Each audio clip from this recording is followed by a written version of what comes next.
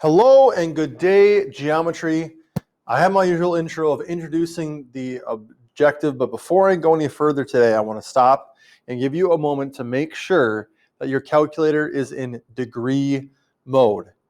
If you don't stop and check to make sure your calculator is in degree mode, everything that you do is going to be wrong for PO42. Okay?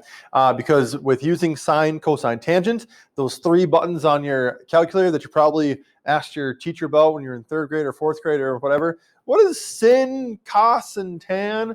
Well, sine, cosine, tangent, we're talking about degrees, not radians. Radians you'll get more involved with algebra 2, but right now we're talking about degrees. So find the mode button on your calculator and make sure it is in degree mode.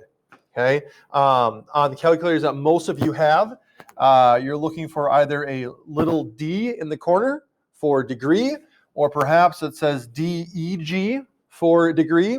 If it has an R or an RAD, change it to D. If it's got a GRAD, that's something else totally different. That's gradients.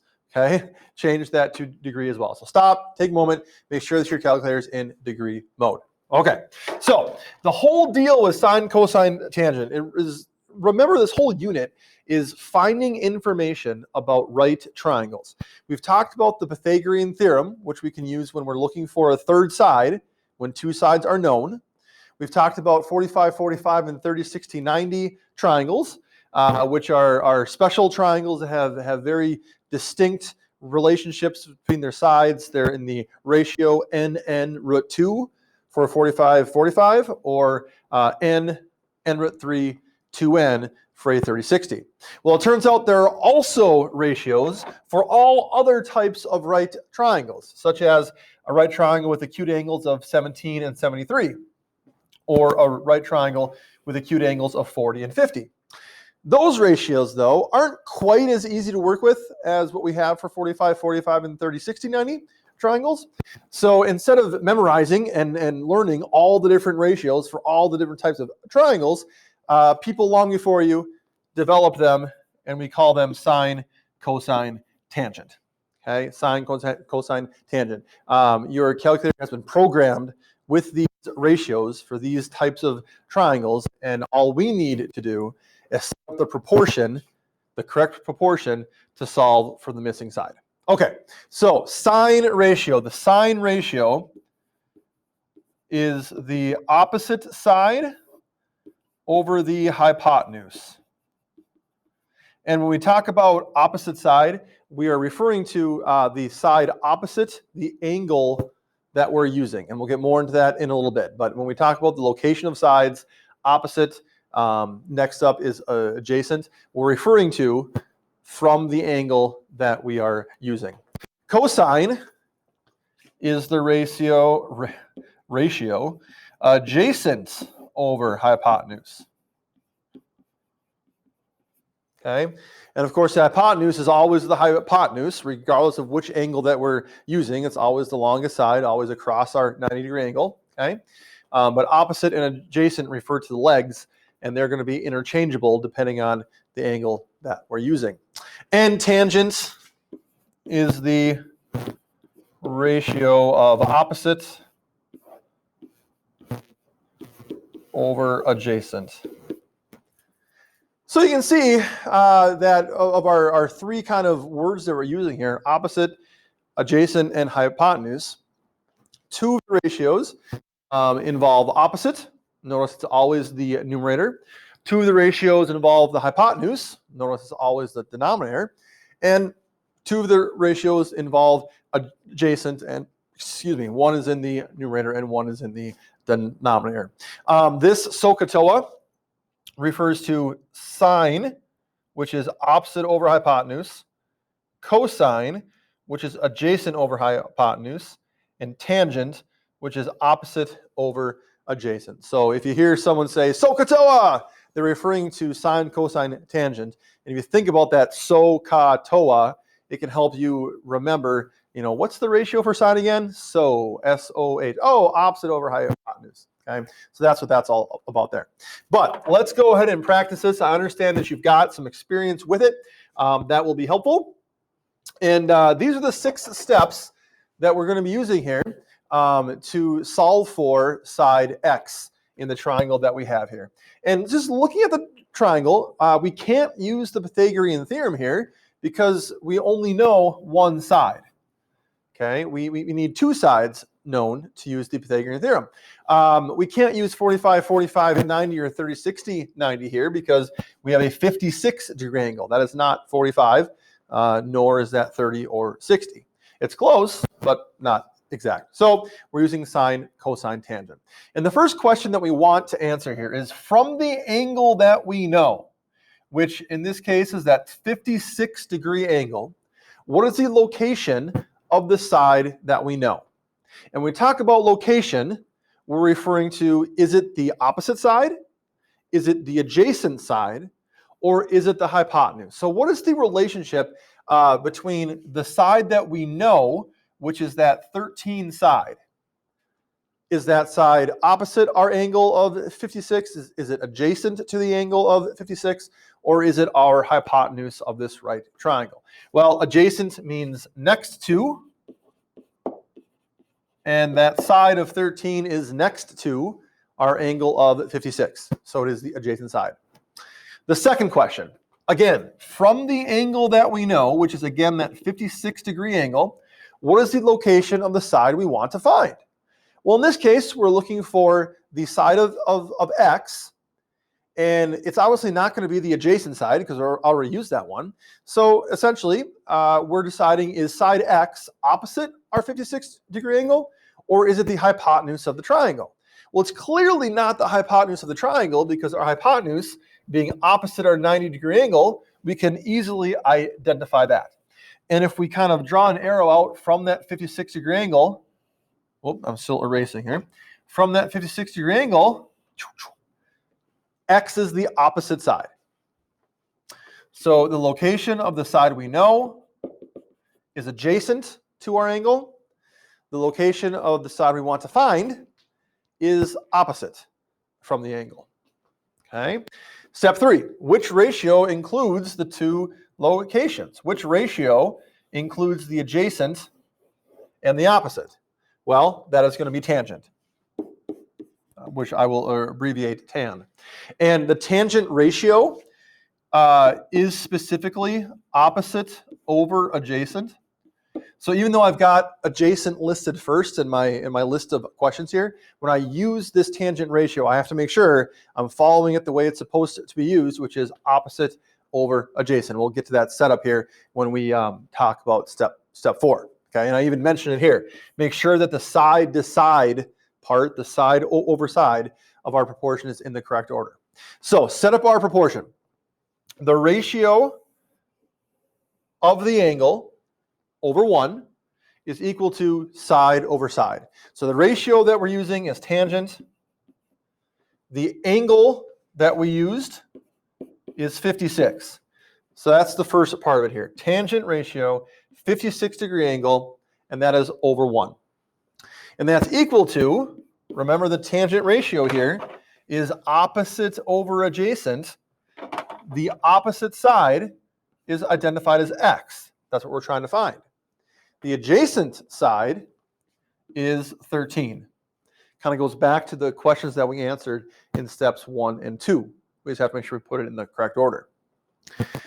Step 5, use your calculator to calculate the ratio of the angle. And so here's where, again, I'll mention it's important that your calculator is in degree mode. And what you're going to do to calculate this is simply take, I'll put it here, tangent, press the tangent button, and it'll give you a parenthesis, and then 56, and close your parentheses. Press enter, and it's going to give you a nasty decimal. We can round that to the nearest hundredth. And if you did it correctly, the decimal that you get is 1.48. So we're replacing tangent of 56 with its value, which is 1.48. That's over 1. And that is still equal to x over 13. We haven't done anything with that right side yet. Now that we've got this and we've got numbers to work with, we can use cross products to solve. That involves taking 1.48 times 13 and setting that equal to x times 1, which ends up being just x.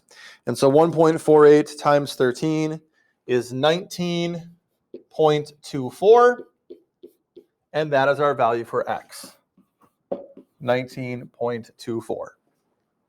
Okay? So just to recap again, because it's really these same 6 steps for any sine, cosine, tangent question. From the angle that you know, identify the side you know. Then identify the location of the side you want to find. In our case, it was adjacent and opposite. The only ratio that involves both adjacent and opposite is the tangent ratio, but we need to remember that it's in a certain order. Opposite is the numerator, adjacent is the denominator. So we set it up as tangent of our angle, tangent of 56 over 1 is equal to the opposite side x over the adjacent side 13. We calculated what the tangent of 56 is in our calculator, got 1.48, and then used cross products to solve for x and got 19.24. That's all there is to it. Okay? That's all there is to it. So let's look at the second page. I've abbreviated those 6 steps to make them a little bit smaller. Okay? So if you need to refer back to the first page, feel free to do so. But here we go. This first one here, a known side of 12 and a known angle of 41. So again, from this angle of 41, questions 1 and 2, right? That's what it's talking about, that 41-degree angle. The side we have, that 12, is the opposite from angle 41. The side we want to find, sine x, is adjacent to the angle of 41. So again here, we're using tangent. Okay? And we know that from the location of those sides from our angle. Opposite and adjacent give us tangent. So the proportion that we're going to be using, tangent of our angle, which is 41, over 1 equals the opposite side, which in this case is the side that we have, 12, over our adjacent side, which is the side we want to find, x. So your variable won't always be in the numerator of that second fraction. In our first example, it was. In this example, it isn't. And the difference is, right, it just depends on the location and that ratio that you're setting up, opposite over adjacent with tangent. Calculate the ratio of our angle. So tangent of 41 is rounding to the nearest hundredth, 0.087 over 1 equals 12 over x. And now, using cross products to solve, we have 0.87 times x equals 12 over 1, or sorry, 12 times 1, which is just 12. And in this case, to solve for x, we have to divide both sides by 0.87. So 12 divided by 0.87 gives us an x value of 13.79. 13.79.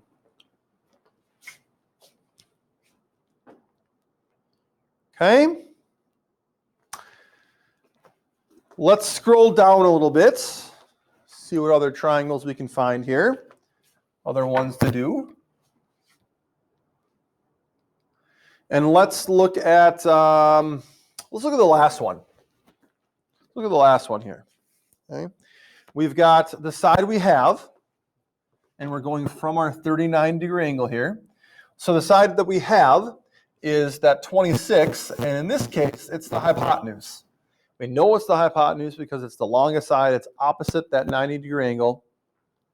And the side that we want to find, side x, is next to our 39-degree angle. It's the adjacent side. And so we look at our ratio and say, all right, what are we using? Sine, cosine, tangent. Which one involves the hypotenuse and the adjacent side? And we see that it is cosine. So, ka, toa. Just remember that the order of cosine is adjacent over hypotenuse. So make sure that you are putting those in the correct order when we set up our proportion, which is going to look like this. The cosine of 39, which is our angle, over 1, equals the adjacent side, x, over the hypotenuse, 26. Cosine is adjacent over hypotenuse, adjacent side of x, hypotenuse side of 26. Our next step is to calculate the cosine of 39. Again, make sure that your calculator is in degree mode, and that gives us 0.78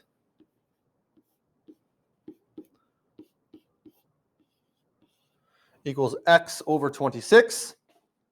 Using cross products to solve here, 0.78 times 26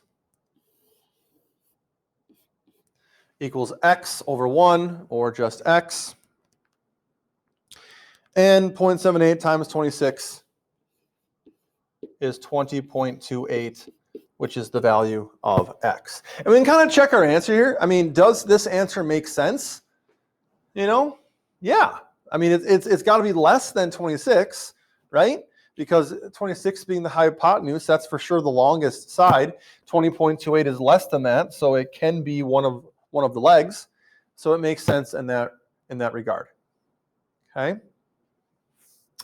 Let's you know what? Let me take a little pause here and see what we have for an assignment tonight. We have enough from the book, I think, to where I can, we can do 2 more examples together. If you feel like you got it, zip ahead to the end of the video and I'll give you the assignment there.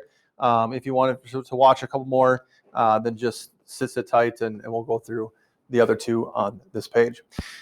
So going to the left here we have got a 53-degree angle. We have a side of 11 and a side of x.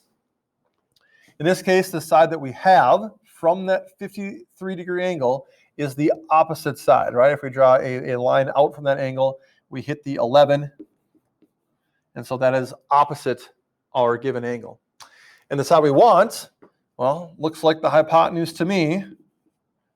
Okay, it's across from that 90-degree angle. It's the longest side. And so the ratio that includes opposite and hypotenuse is sine. Even though it looks like sin, it's pronounced sine. Okay. And so the proportion that we're setting up here, the sine of our angle, which is 53 over 1, equals, and the sine ratio is opposite over hypotenuse. The opposite side is the one we have, and the hypotenuse is what we're trying to find. So 11 over x.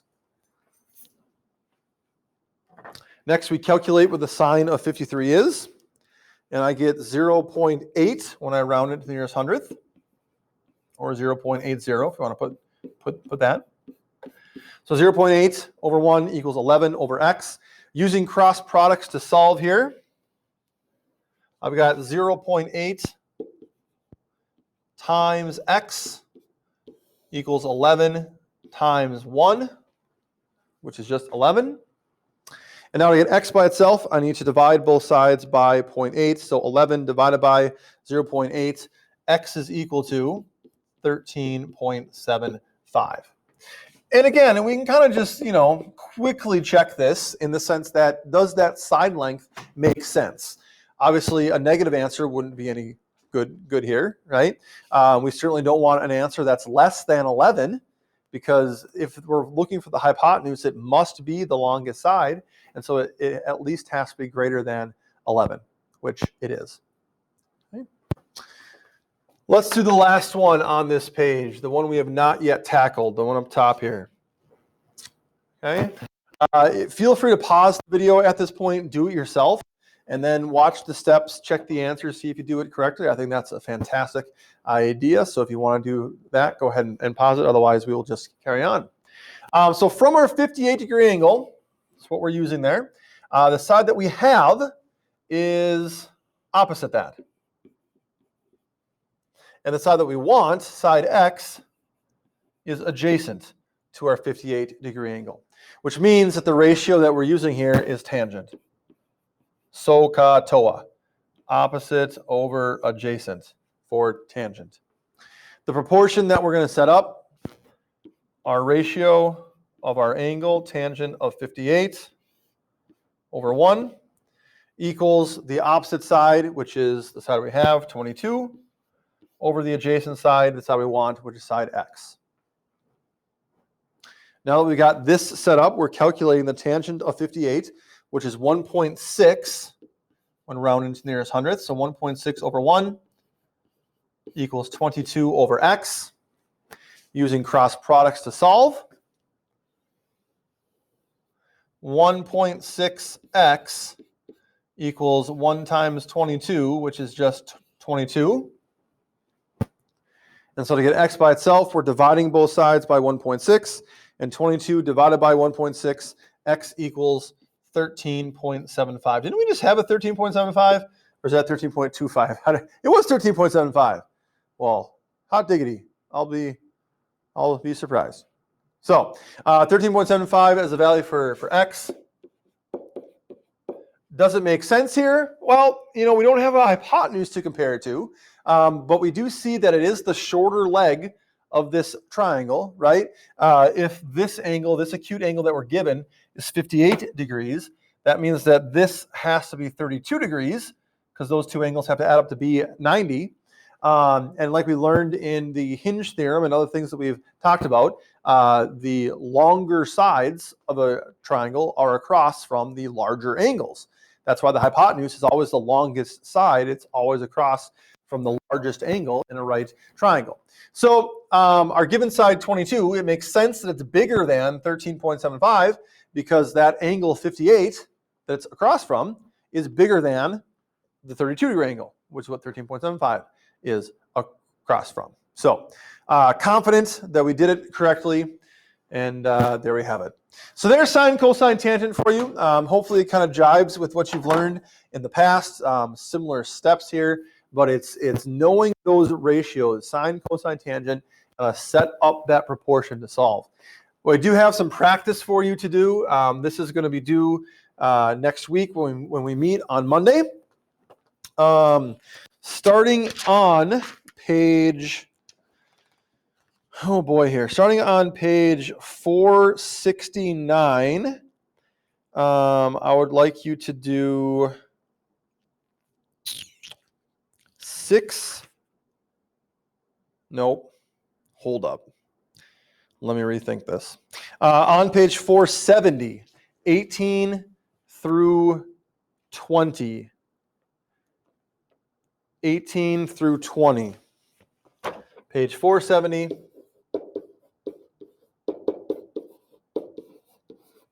Through 20, and then that section is going to be on tangent only, and then practice with sine and cosine.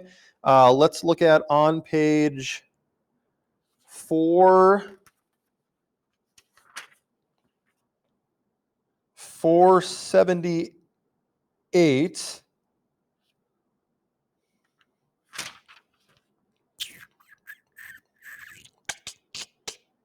Yeah.